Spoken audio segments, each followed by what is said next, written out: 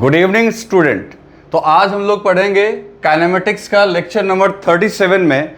और आपको याद होगा पिछले लेक्चर में हम लोग पढ़ रहे थे projectile motion on inclined plane.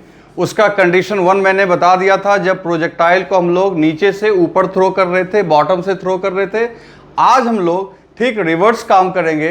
Projectile में हम लोग क्या करेंगे, बॉल को टॉप ऑफ द इंक्लाइन से फेंकेंगे, इंक्लाइन के ऊपर से फेंकेंगे। कहां से फेंकेंगे बच्चों? इंक्लाइन के ऊपर से। ओके चलो, तो हम लोग अब एक काम करते हैं, हम लोग फटाफट देखते हैं इसमें।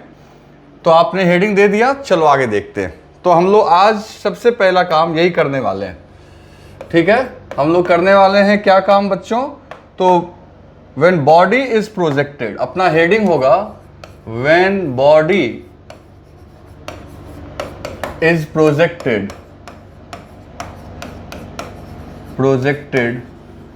from top of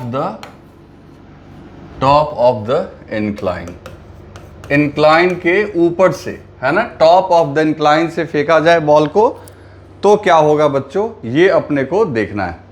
क्लियर बच्चों? देखो यहां पे अपने को क्या करना चाहिए। सबसे पहले हम लोग एक इंक्लाइन प्लेन बना लें। ये इंक्लाइन प्लेन हो गया। ये एंगल इंक्लाइन का है बच्चों थीटा। कल हम लोग नीचे से ऊपर फेंके थे, आज हम लोग इंक्लाइन के किसी पॉइंट से एक बॉल को थ्रो करेंगे।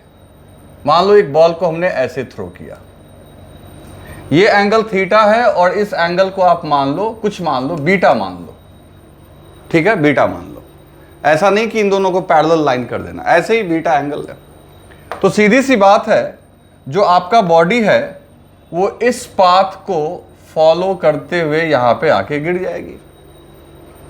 तो ये देखो एक तरीके से ये पैराबोलिक पाथ हो गया और ये आपका हो गया। इसको आप मान लो, कोई भी एक्सिस मान लो, इसको आप पॉजिटिव एक्स एक्सिस मान लो, नेगेटिव आपकी मर्जी है। ऊपर वाले को अगर हमने आदत सीखा है पॉजिटिव मानने का, तो इसको नेगेटिव ही मान लो, कोई दिक्कत नहीं है, उससे कोई फर्क पड़ता नहीं है। एक्सिस तो हम लोग मोशन को डिस्कस करने के लिए ही मानते हैं। ये बच्चों हो गया आपका y axis, this is y axis, positive y, और ये हो गया आपका नेगेटिव वाई एक्सिस। क्लियर? अब दोस्तों यहां पे ये आपका हाइट है एच मैक्स,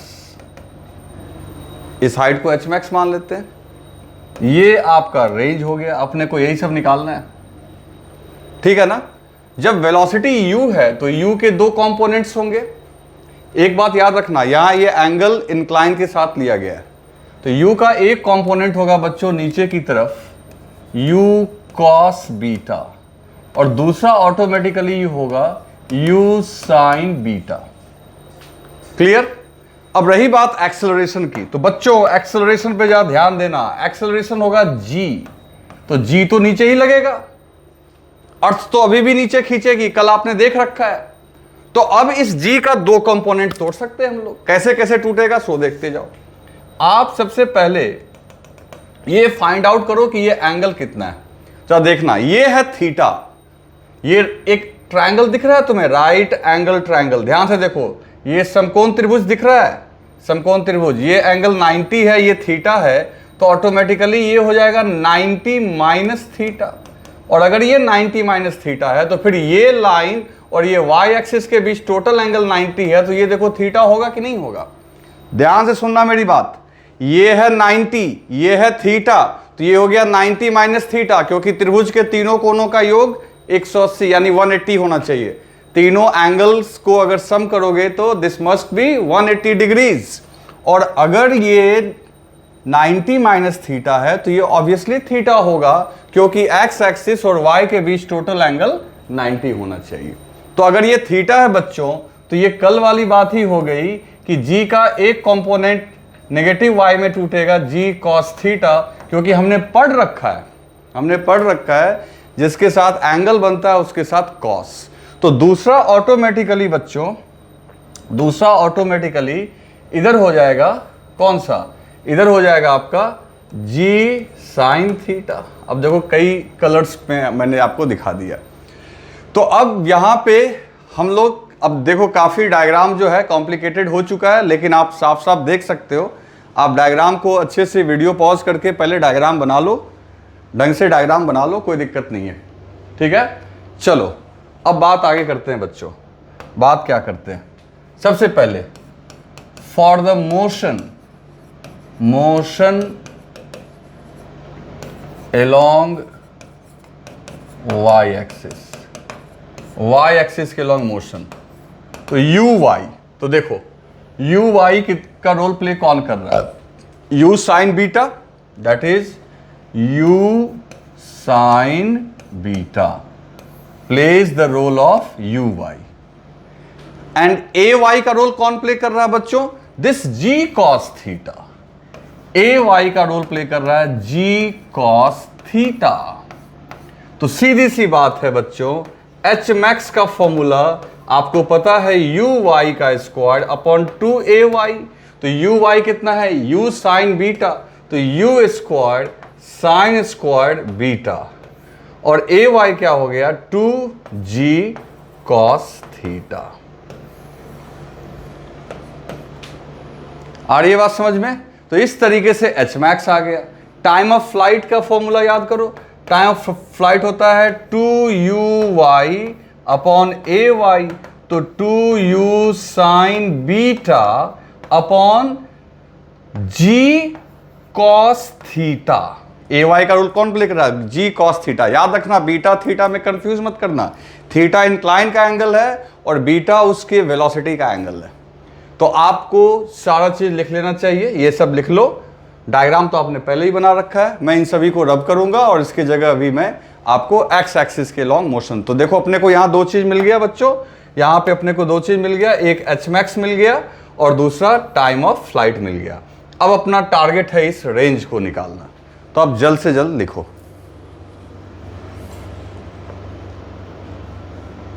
तो बच्चों अब बात करते हैं for the motion along x axis. तो फॉर द मोशन अलोंग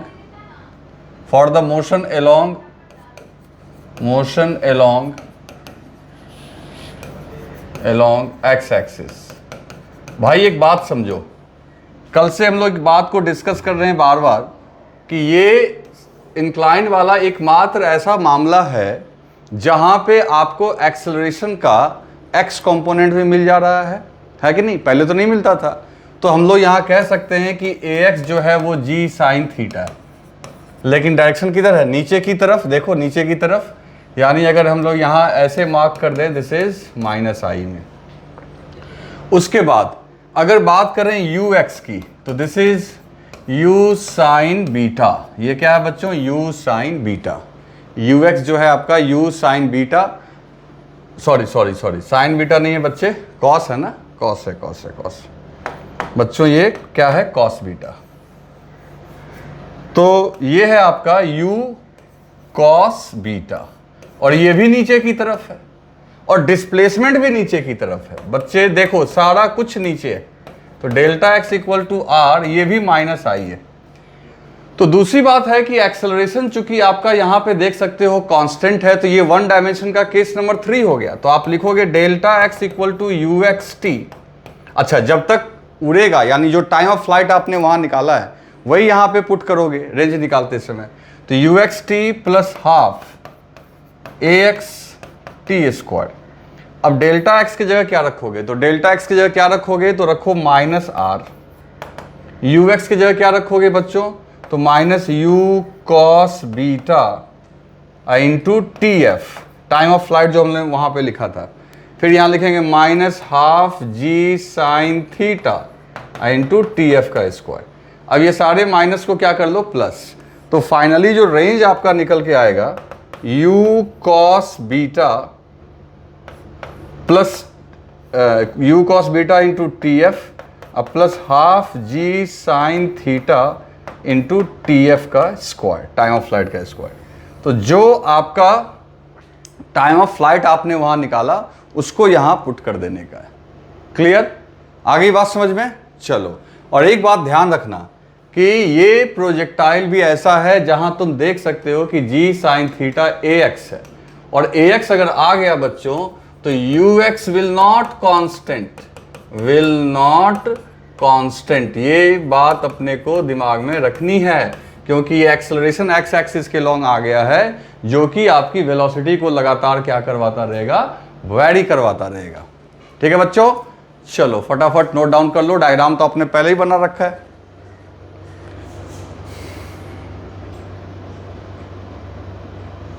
तो बच्चों अब कुछ इंपॉर्टेंट पॉइंट देखेंगे हम लोग यहां पे। अब इंपॉर्टेंट पॉइंट में क्या देखना है, क्योंकि अपना केसेस तो खत्म हो चुका है, तो अब मैं ऐसे ही कुछ जनरल बात बता रहा हूं आपको, ठीक है ना। मोशन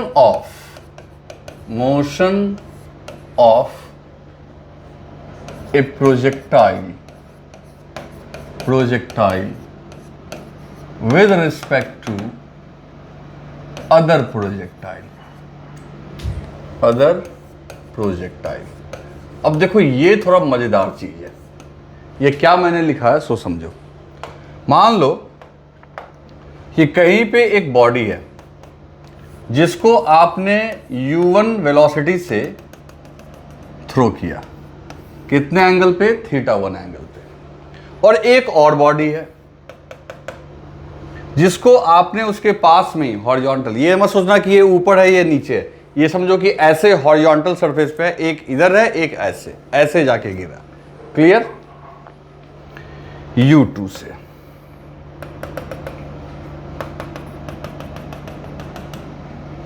और ये θ2 एंगल पे फेंका हमने इसको। तो मान के चलो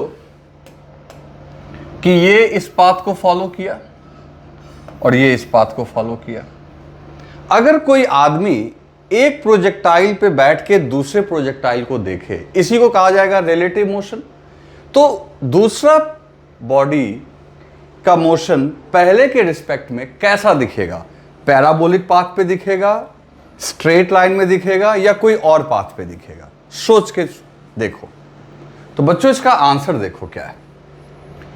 पहली बात, आप जानते हो रिलेटिव वेलोसिटी होता है u1 माइनस u2। इसके इनिशियल में से इसके इनिशियल को सब्ट्रैक्ट कर लो तो आपको मिल जाएगा रिलेटिव वेलोसिटी। कैसे सब्ट्रैक्ट करोगे, तो वेक्टर तरीके से करोगे। कैसे, तो u1 को आप दो कंपोनेंट में लिख सकते हो, u1 cos θ1 plus u2 sin θ1, sorry u1 ही रहेगा ना, u1 sin θ1 j। ये u1 के बारे में हमने कह दिया। माइनस u2 को क्या लिख सकते हैं, u2 cos θ2 i plus u2 sin θ2 j। तो इस तरीके से आपको ये रिलेटिव वेलोसिटी मिल जाएगी। अच्छी बात है, आपको u1 थीटा सब दिया हुआ है, i में से i को घटा लेना, j में से j को घटा लेना, तो इनिशियल रिलेटिव वेलोसिटी दोनों को मिल जाएगी। लेकिन बात करोगे अगर एक्सेलरेशन रिलेटिव की, तो वो लिखेंगे a1 माइनस a2। लेकिन तुम जानते हो बच्चे कि कोई भी बॉडी को जब आप थ्रो करते हो, चाहे किसी भी एंगल पे थ्रो करो, एक्सेलरेशन तो दोनों का g ही लोगे, और वो भी किधर, डाउनवर्ड। तो इसका मतलब है a1 के जगह भी जो आप लिखोगे, a1 के जगह भी लिखोगे g माइनस जे, और a2 के जगह भी लिखोगे g माइनस जे। तो देखो माइनस माइनस प्लस, तो माइनस जी जे प्लस जी जे, ये कैंसिल होके आपका जीरो आ गया कि नहीं आ गया। तो इसका मतलब है एक प्रोजेक्टाइल के रिस्पेक्ट में दूसरे प्रोजेक्टाइल का जो एक्सेलरेशन आएगा, रिलेटिव एक्सेलरेशन, वो आ गया जीरो। और जब एक्सेलरेशन आ गया जीरो, तो इसका मतलब है, जल्दी से लिखो, पहले जल्दी से लिखो। तो as acceleration of one projectile with respect to other projectile is zero, so their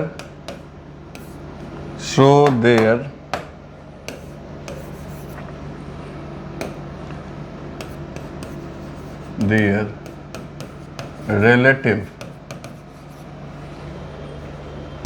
velocity will be constant, तो इसलिए उसकी रिलेटिव वेलोसिटी जो होगी वो क्या होगी, कांस्टेंट। तो रिलेटिव वेलोसिटी कांस्टेंट होगी, इसका मतलब है कांस्टेंट वेलोसिटी से, and we know that with constant velocity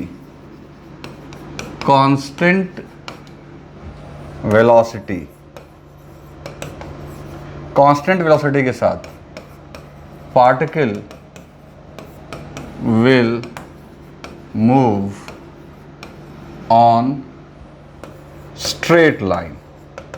तो अब ये बात तुम मानो अथवा ना मानो, लेकिन सच्चाई यही है। मानो ना मानो की बात मैं इसलिए कर रहा हूं क्योंकि देखने में ऐसा लगेगा नहीं, लेकिन सच्चाई यही है कि अगर दो प्रोजेक्टाइल को थ्रो किए और एक पे बैठ के दूसरे को देखोगे तो दूसरे का मोशन आपको लगेगा कि वो स्ट्रेट लाइन पे जा रहा है ना।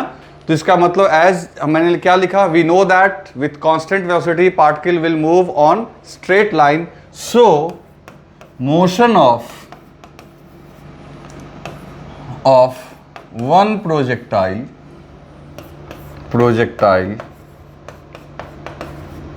with respect to other projectile will be motion on straight path। ठीक है बच्चों, इसे जल्दी से लिख लो, एक इंपॉर्टेंट पॉइंट। बच्चों अब एक चीज हम लोग और पढ़ेंगे, मतलब प्रोजेक्टाइल में ऐसा भी क्वेश्चन आता है, कॉलिजन बिटवीन टू प्रोजेक्टाइल्स। अब इसका क्या मतलब है जरा समझो बच्चे, जरा समझो। मान लो ये हॉरिजॉन्टल सरफेस है, एक बॉल को आपने यहां से थ्रो किया u1 वेलोसिटी से, और दूसरे बॉल को आपने यहां से थ्रो किया u2 वेलोसिटी से। मान लो ग्राउंड से ये θ1 एंगल बना रहा है, ये θ2, सेम टाइम पे, है ना। बॉल्स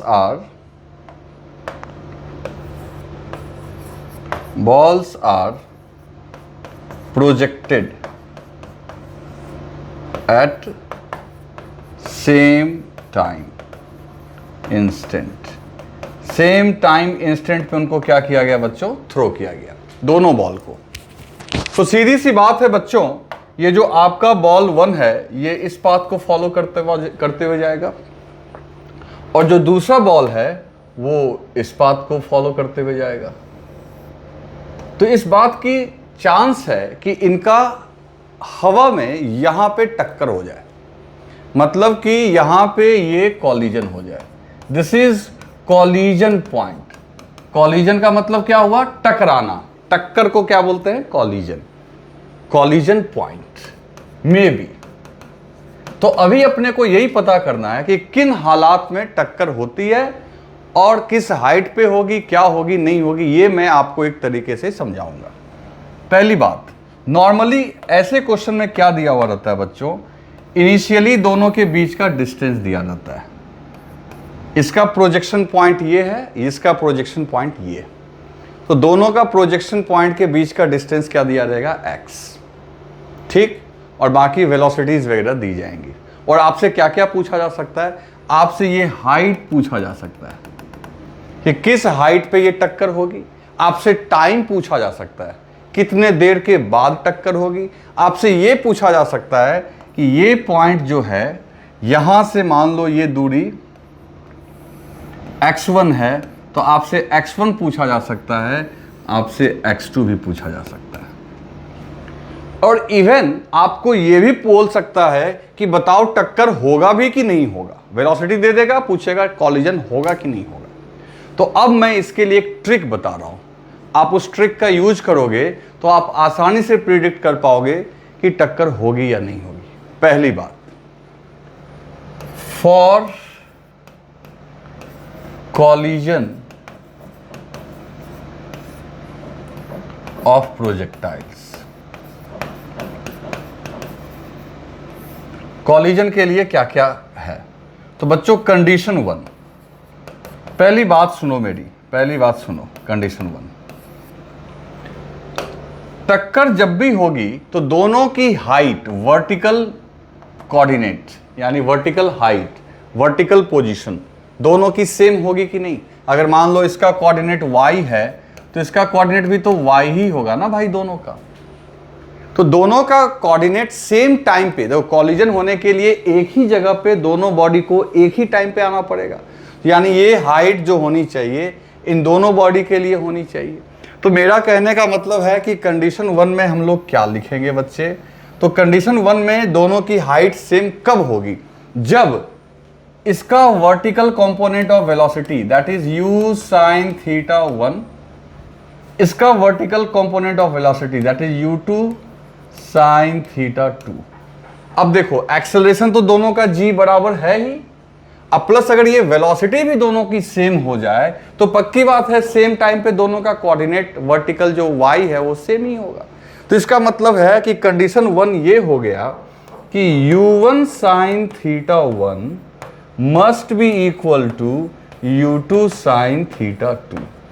आपको जब भी कभी प्रॉब्लम दिया हुआ रहे तो दोनों के वर्टिकल कंपोनेंट ऑफ वेलोसिटीज को देख लो कि ये दोनों सेम है कि नहीं है, क्योंकि इनके सेम होने के बाद बच्चों अब हम लोग यहाँ पे प्रोजेक्टाइल के लिए दूसरा कंडीशन हम लोग देखते हैं कि कॉलिजन। तो बच्चों अब हम लोग यहाँ पे कॉलिजन के लिए एक दूसरा कंडीशन देखते हैं कि कॉलिजन किन हालात में हो सकता है, ठीक है ना, कॉलिजन किन हालात में हो सकता है। तो देखो एक तो अभी आपको मैंने डिस्कस किया कि इनका जो टक्कर होना चाहिए जब भी ये टकराएंगे तो सेम हाइट पे ही होगा। तो जो कंडीशन 1 में मैंने आपको ये बताया था, कंडीशन 1 कि वर्टिकल कंपोनेंट ऑफ वेलोसिटी दोनों की सेम होनी चाहिए, that is u1 sin theta 1 must be equal to u2 sin theta 2, क्योंकि टकराने के समय जो इनकी हाइट है यानी y कोऑर्डिनेट वो दोनों के लिए क्या है, सेम, ठीक है ना बच्चों। तो ये एक तो आपको ध्यान रखना होगा। दूसरा एक इंपॉर्टेंट पॉइंट क्या है कि इन दोनों के बीच की ये दूरी x है, दिस x, कंडीशन 2 बहुत इंपॉर्टेंट है। ये दोनों कंडीशन सेटिस्फाई होंगे तभी आप बोलोगे कि प्रोजेक्टाइल की टक्कर होगी। ये जो दोनों के बीच का डिस्टेंस x है, this should be less than, ये छोटा होना चाहिए किससे? इनके रेंज के सम से। मान लो अगर ये टकराता नहीं तो इसका रेंज r1 होता और इसका रेंज क्या होता, r2। तो r1 प्लस r2 का सम इस x से क्या होना चाहिए, बड़ा होना चाहिए। क्योंकि मान लो कि अगर x बड़ा हो जाए इन दोनों से और कोई पार्टिकल का रेंज छोटा हो तो ये यहां गिर जाएगा, ये यहां गिर जाएगा, टक्कर ही नहीं हो पाएगी। देखो ये यहां तक हो गया r1, ये हो गया r2 और ये इनके बीच की दूरी x है। टक्कर तो तभी होगी जब ये इसके रेंज में और ये इसके रेंज में आ जाए, और ये तभी संभव है जब r1 और r2 की वैल्यू x से ज्यादा हो या एटलीस्ट बराबर तो हो जाए कम से कम, ताकि गिरते गिरते टक्कर हो जाए, लेकिन बड़ा वाले में कंफर्टेबल रहेंगे। तो ये दो कंडीशन आप देख लो, वर्टिकल कंपोनेंट ऑफ वेलोसिटी दोनों की सेम होनी चाहिए और दोनों के बीच के जो प्रोजेक्शन पॉइंट के बीच का जो डिस्टेंस है वो डिस्टेंस दोनों के रेंज के सम से बड़ा होना चाहिए। ठीक, तो जल्दी से आप लिख लो। तो बच्चों देखो अब आपके सामने एक प्रॉब्लम मैंने दिया है आपको। एक बॉल को ए से थ्रो किया गया, दूसरे को बी से। एक की वेलोसिटी 25 मीटर पर सेकेंड है, एंगल है 53 डिग्री। दूसरे को फेंका गया 45 पे, एंगल है वेलोसिटी है 20√2 मीटर पर सेकेंड। आपको क्या पूछा जा रहा है बच्चों, ये दोनों पॉइंट ए एंड बी है, दोनों के बीच की डिस्टेंस है 70 मीटर। पूछा जा रहा है two balls from A and B are thrown, thrown मतलब फेंका गया, at same time, same time पे, एज शोन इन फिगर, जैसा कि डायग्राम में दिखाया गया। कंसीडर ओरिजिन एट ए, तो आप ओरिजिन मान लो ए पे, ओरिजिन मतलब यहीं पे कोऑर्डिनेट सिस्टम मान। और तो कहता क्या है, find coordinate of collision point. यानी अगर ये दोनों कहीं हवा में टकराएंगे, मान लो यहाँ पे टकराएंगे, तो इसका कोऑर्डिनेट निकालना है। कोऑर्डिनेट निकालने का मतलब ये हॉरिजॉन्टल डिस्टेंस ये निकालना है आपको x, और वर्टिकल हाइट मतलब x, y, ये पॉइंट का जहाँ पे ये टक्कर होगी वो निकालना है।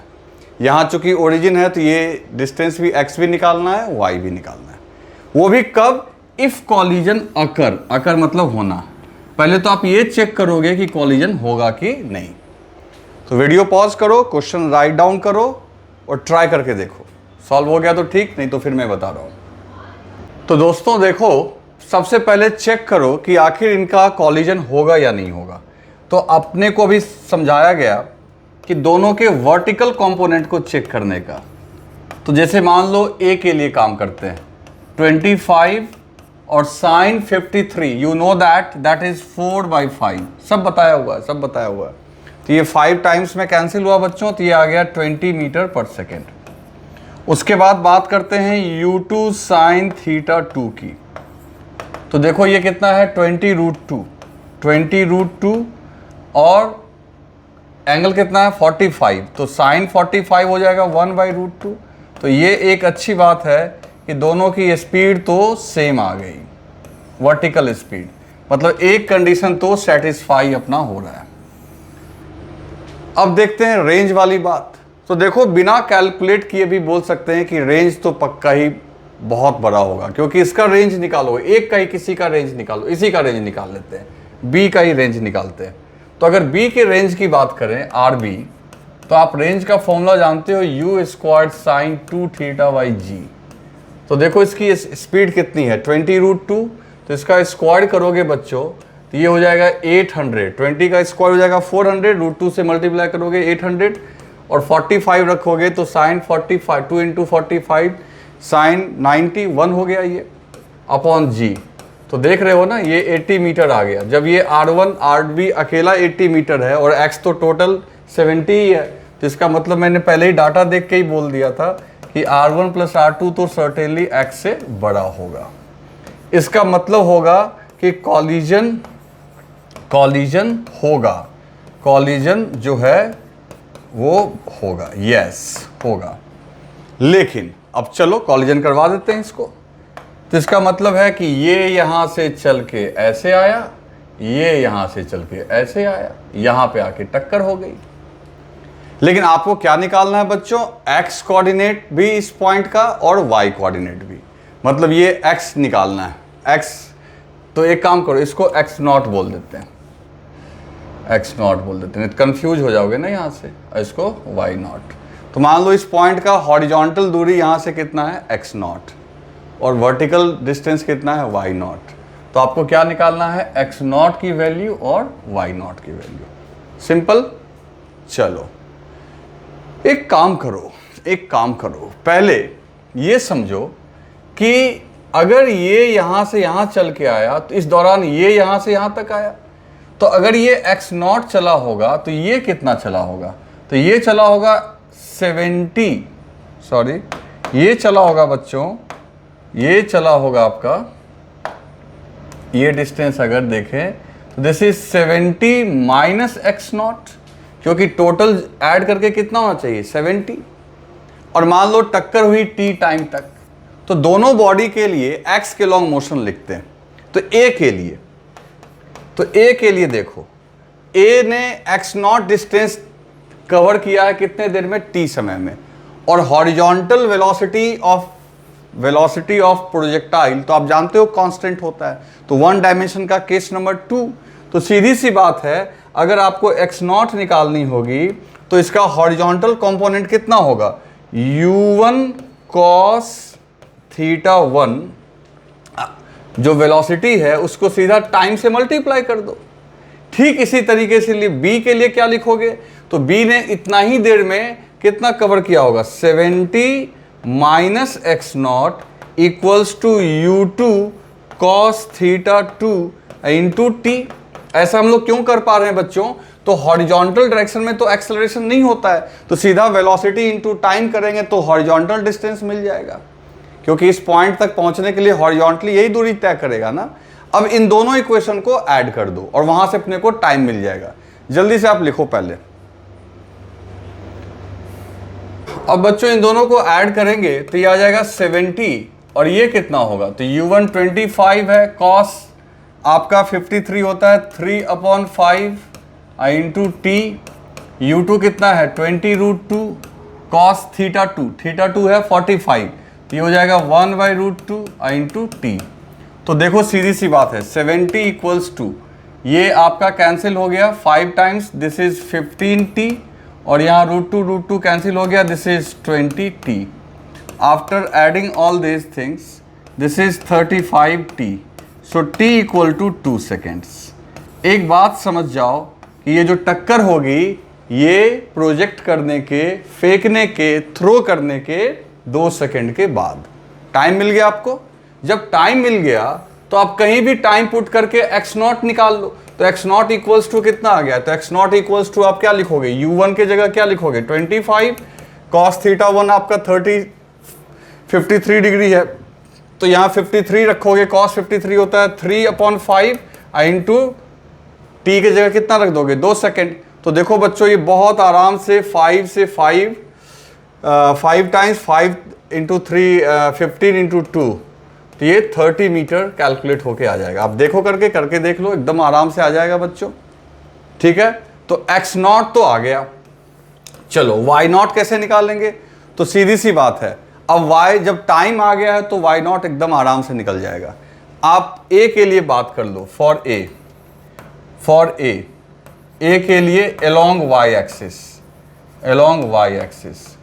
तो देखो आप प्रीवियस डायग्राम देखो, प्रीवियस डायग्राम जहाँ मैं आपको दिखा रहा हूँ, प्रीवियस डायग्राम देखो, ये इसको ओरिजिन से ही फेंके हो ना, तो यहाँ तक ये y डिस्टेंस निकालना है। तो इसके लिए a के लिए, क्योंकि दोनों के किसी के लिए भी निकालोगे तो सेम ही y0 आएगा, तो a के लिए कर लेते हैं। तो बच्चों a के लिए अगर हम लोग कैलकुलेट करना चाहेंगे along y एक्सिस, तो आपको पता है ना डेल्टा y बराबर आप लिखोगे ut प्लस हाफ at²।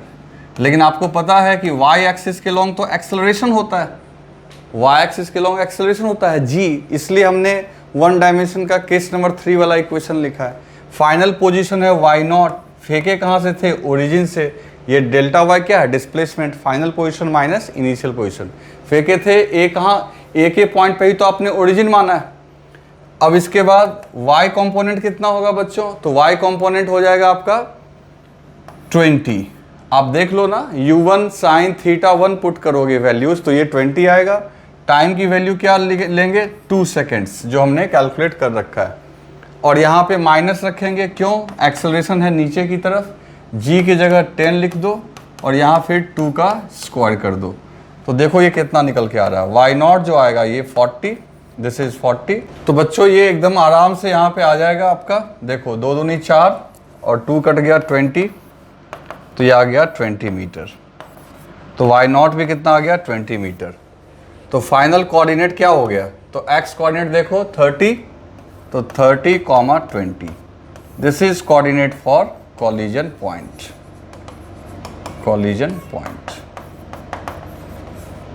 ठीक है। चलो लिख लो इसे फटाफट। तो बच्चों अब हम लोग रिमेनिंग क्वेश्चन को सॉल्व करते हैं जो डीपीपी का बचा हुआ है।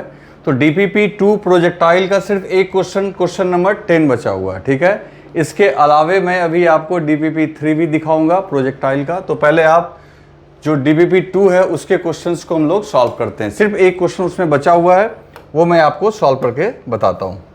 तो आप देखो यहाँ जा, ध्यान से देखना क्या लिखा हुआ है बच्चों। यहाँ पे लिखा हुआ है कि एक हेलीकॉप्टर है ऑन फ्लड रिलीफ मिशन, बाढ़ ग्रसित एरिया में हेलीकॉप्टर फ्लाई कर रहा है horizontally with a speed u। उसकी स्पीड क्या दी गई है u। Given attitude h, altitude जो है ना बच्चों, एल्टीट्यूड का मतलब होता है हाइट, उसकी एल्टीट्यूड क्या है, height. Has to drop a food packet, एक फूड पैकेट गिराना है, किसके लिए, विक्टिम, मतलब जो कोई एक आदमी है बाढ़ में फंसा हुआ, standing on the ground. At what distance from the victim should the packet will dropped the victim stands in vertical plane of helicopter's motion. अब देखो इसको सॉल्व कैसे करना है, क्या पूछ रहा है, कैसे सॉल्व करेंगे बच्चों।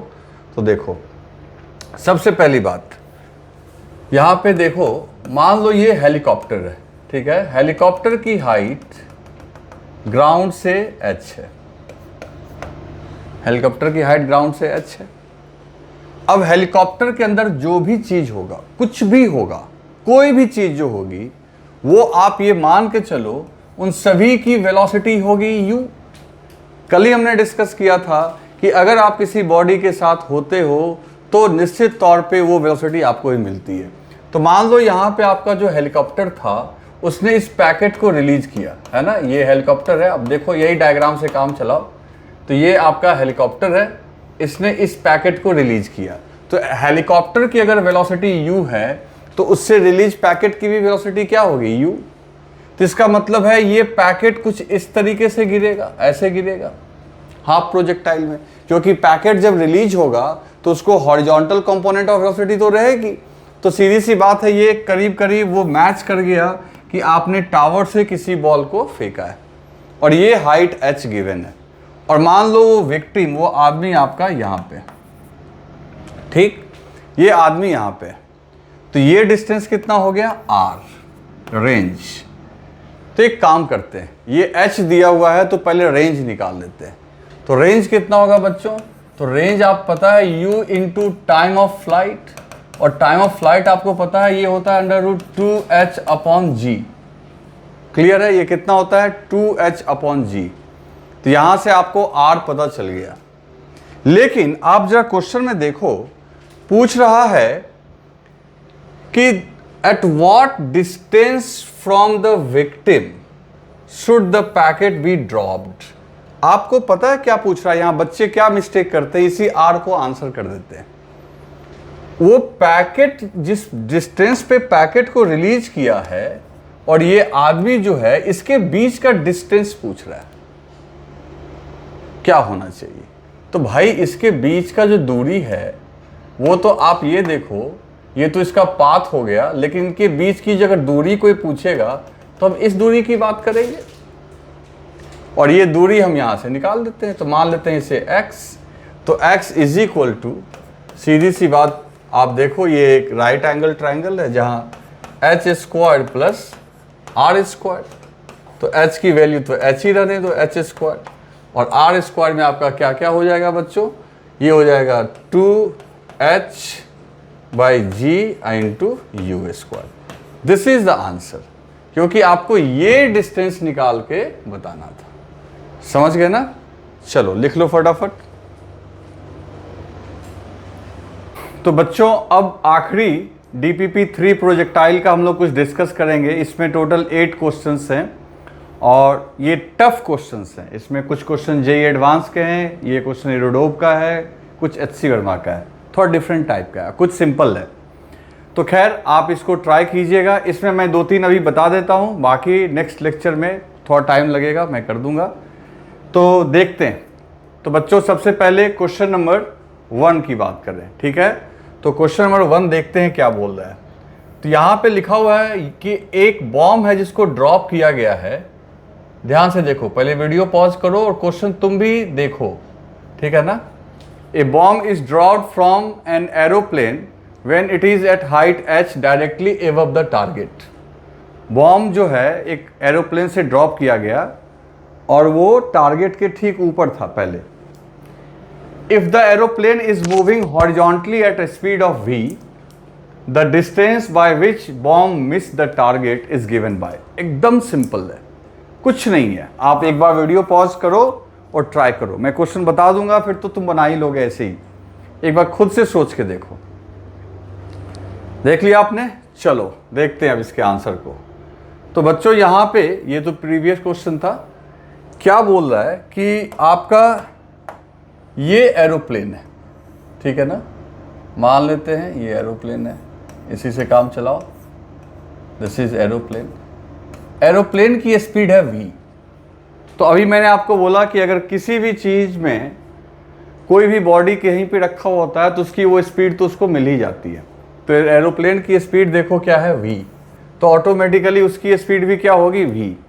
ठीक है ना। तो चलो देखते हैं फिर। तो यहाँ पे हम लोग इसके अंदर जो बॉम्ब है, बॉम्ब, उसकी स्पीड भी क्या होगी, v। और जब ये बॉम्ब को रिलीज करता है, मान के चलो कि ये थोड़ा नौसिखिया पायलट, इसने सोचा कि ये टारगेट, दिस इज टारगेट, मान लो ये एक घर है, ठीक है, ये एक घर है जिसके ऊपर बॉम्ब इसको ड्रॉप करना था, और ये हाइट क्या है, स्मॉल h। तो इसने इस घर के ऊपर ही बॉम्ब ड्रॉप कर दिया। तो आप बताओ क्या बॉम्ब यहां गिरेगा?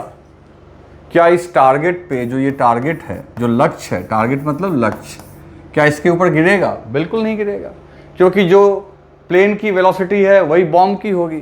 तो वो तो हाफ प्रोजेक्टाइल को फॉलो करता हुआ वो ऐसे जाके गिरेगा, तो इसका मतलब टारगेट को मिस कर गया। तो कितनी दूरी से मिस किया? तो सीधी सी बात है, ये रेंज आंसर हो जाएगा। बस लैंग्वेज घुमा के था। अब ये रेंज कैसे निकालोगे? तो तुम्हें तो पता है, range equals to velocity into time of flight. Velocity और टाइम ऑफ फ्लाइट हो जाएगा √2h/g। तो फॉर्मूला अगर आप याद रहेगा तो आंसर तुरंत आ गया। तो देखो कौन सा आंसर आ गया अपना। तो यहाँ पे अगर हम लोग देखें तो अपना आंसर आ जाएगा बच्चों, अब ये हो जाएगा √2h, v into √2h/g, that is 3 number. Clear है? तो ये 3 जो है ये अपना आंसर होगा यहाँ पे। ठीक है ना बच्चों? चलो अब देखते हैं हम लोग क्वेश्चन नंबर 2। तो आप उसको एक बार राइट डाउन कर लो। कुछ राइट डाउन करने को है नहीं, लेकिन देख लो। ठीक है, आगे बढ़ते हैं। नेक्स्ट है आपका क्वेश्चन नंबर 2। ये भी बहुत सिंपल है, जेई मेन का पूछा हुआ है, इसलिए मैंने दे दिया। या ध्यान देना क्या क्या लिखा हुआ है। पहली बात, ये जो पावर हाफ है ना सबका, हाफ का मतलब अंडर रूट, सबको अंडर रूट में कर देना।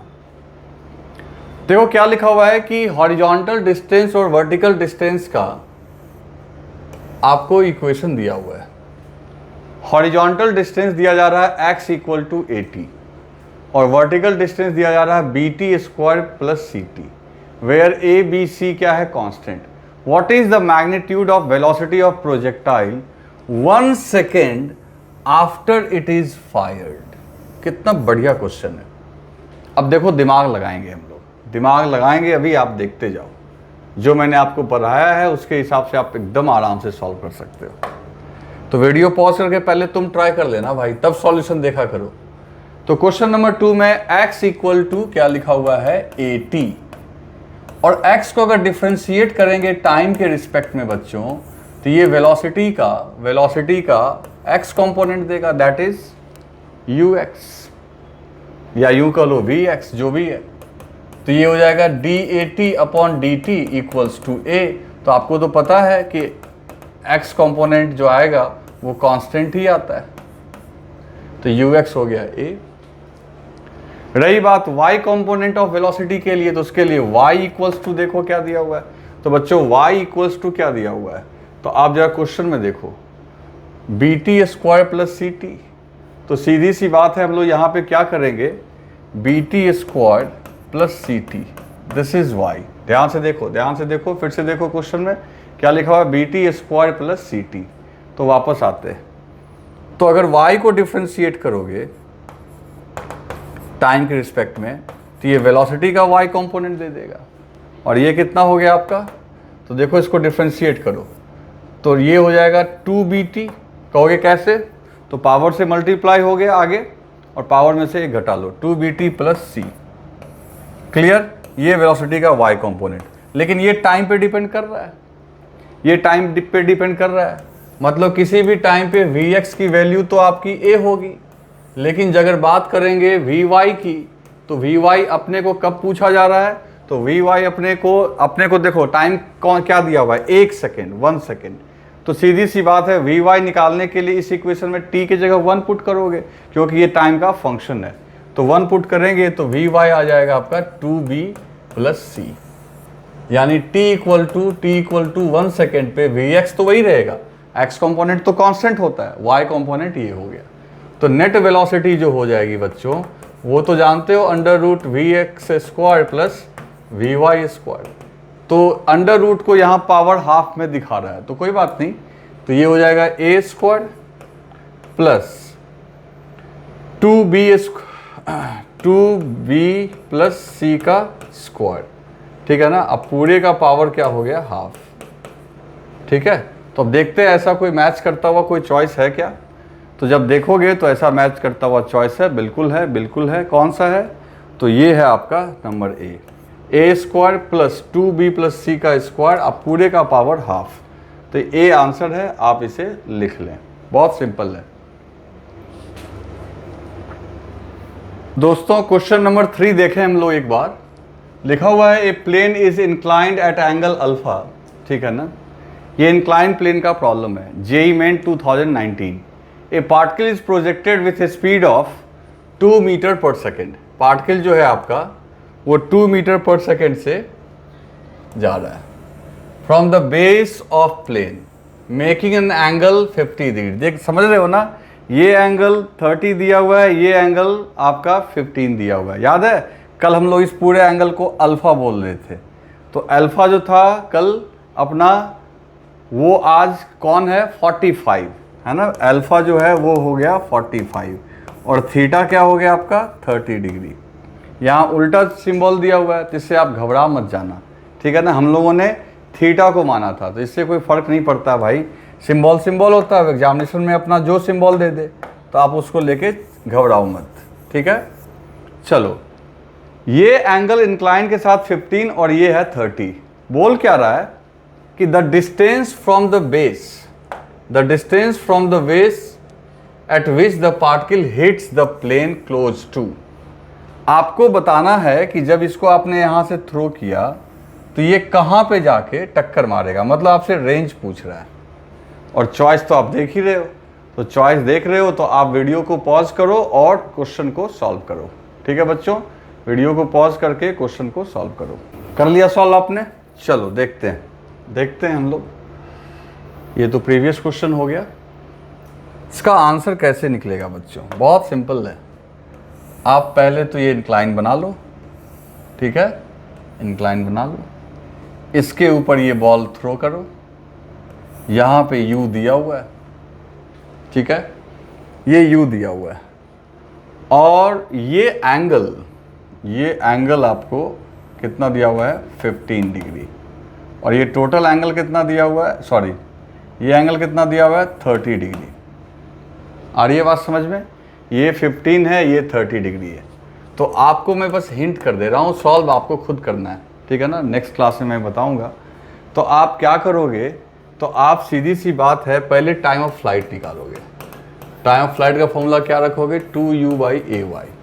अब uy की जगह पे क्या रखना है तुमको सोचना है, ay की जगह पे कैसे क्या रखना है तुम्हें सोचना है, क्योंकि मैं बता दूंगा तो फिर फ़ायदा नहीं होगा। आप एक बार ट्राई करना, ठीक। अब टाइम ऑफ फ्लाइट निकालने के बाद तब रेंज के बारे में सोचना कि रेंज कैसे निकालना है, ठीक है दोस्तों। तो आप इसे सॉल्व कर लीजिएगा, और उसके बाद अगर नहीं सॉल्व होता है तो मैं अगले क्लास में तो बता ही दूंगा। तो 3 नंबर है। फिर आप देखो ये वाला क्वेश्चन थोड़ा टफ है, ये जेई एडवांस का क्वेश्चन है, इसमें थोड़ा रिलेटिव का भी कॉन्सेप्ट है, बढ़िया क्वेश्चन है, इसको बनाना। वो ट्रेन में एप्पल वाला जो कल बताया था ना मैं, एप्पल फेंकेंगे गिरेगा, उससे रिलेटेड है। उसके बाद ये मूविंग प्लेटफॉर्म वाला क्वेश्चन है, ये ट्रक पे सवार होके, तो उसके कॉन्सेप्ट पे भी क्वेश्चन मैंने दिया हुआ है। फिर उसके बाद देखो, अब ये भी आपका वो है कि चलती हुई ट्रेन में बॉल को फेंकेंगे तो, और ट्रेन एक्सेलरेट कर रही है तो कहाँ गिरेगा, आगे गिरेगा, पीछे गिरेगा, ठीक है। उसके बाद ये जैसे नीचे से फेंके थे इंक्लाइन पे, ये ऊपर से फेंके, ठीक है ना। तो ये आपका देख रहे हो। उसके बाद टॉप ऑफ द इंक्लाइन, और ये क्वेश्चन बहुत अच्छा है। इसमें क्या हो रहा है, ये रूडोव का क्वेश्चन है बच्चों। कैनन का मतलब होता है टैंक, ये जो आपको लिखा हुआ है ना कैनन का मतलब टैंक, तोप जो होता है, वो सक्सेसिवली मतलब लगातार फायर कर रहा है 2 सेल्स, 2 गोलों को इस वेलोसिटी से। तो देखो एक ही जगह से 2 गोला को थ्रो किया, और फिर पूछ रहा है, अच्छा यहाँ पे एजीमुथ का मतलब होता है पाथ, यूरोडोव का क्वेश्चन है, कुछ कुछ लैंग्वेज का दिक्कत होता है।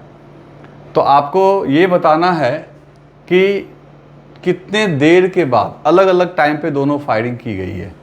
एक एंगल 60 पे की गई है, दूसरी 45 पे, ताकि वो दोनों टकरा जाए। तो ये सारे क्वेश्चंस बहुत अच्छे हैं। तो पहले आज की थ्योरी पढ़ लेना, उसके बाद आप इन क्वेश्चंस को सॉल्व करना। मैं ये अपलोड कर दूंगा आपको, ठीक है, डीपीपी के फॉर्म में, तब इसको सॉल्व कर लेना। ओके बच्चों, और नेक्स्ट क्लास में, अभी प्रोजेक्टाइल अपना खत्म हो गया, नेक्स्ट क्लास में हम लोग पढ़ेंगे, छोटा सा चीज बचा है इसमें, that is relative motion in 2 dimension. पहले हमने क्या पढ़ा था? Relative motion in 1 dimension. तो इसमें जो बारिश वाला प्रॉब्लम देखते हुए कि बारिश में अम्ब्रेला को कैसे रखना है, ठीक है ना, रिवर में तैरने वाला, तो ये कुछ क्वेश्चंस आते हैं, खास क्वेश्चंस होते हैं। उसके बाद ये चैप्टर अपना फिनिश, जो कि एक बड़ा चैप्टर था। ठीक है बच्चों, तो नेक्स्ट क्लास में हम लोग पढ़ेंगे relative motion in 2 dimension. Okay, thank you.